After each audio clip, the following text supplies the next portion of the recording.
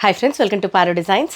Peacock బ్లూలో వచ్చిన జామ్దానీ సారీ అండి. మన మస్లిన్ జామ్దానీ టూ ఎక్స్పెన్సివ్ ఉంటుంది, బట్ దీని కంఫర్ట్ కూడా వేరే లెవెల్ అండి.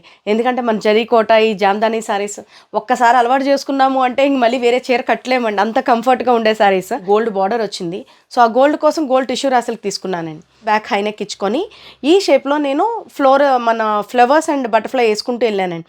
ఇక్కడ మీరు చూస్తే గమనిస్తే తెలుస్తుందండి, ఇదంతా కూడా మనకి రోజ్ ఫ్లవర్ థీమ్ని ముడుకుట్టు అన్నీ వేసుకుంటూ వెళ్ళాను.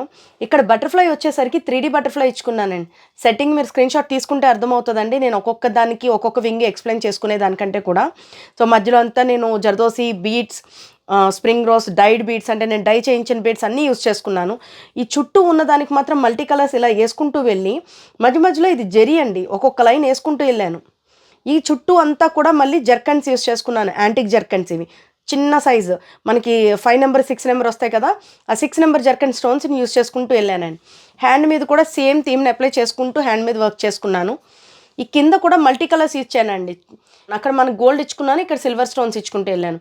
చిన్ని చిన్ని బటర్ఫ్లైస్ మళ్ళీ చేయించుకొని ఇవన్నీ కూడా అక్కడక్కడ వచ్చి వాళ్ళనట్టుగా ఇక్కడ వచ్చి కూర్చున్నాయి అన్నట్టుగా పెట్టుకున్నాను హ్యాండ్ మీద. బాగుంది కదా, థ్యాంక్ యూ.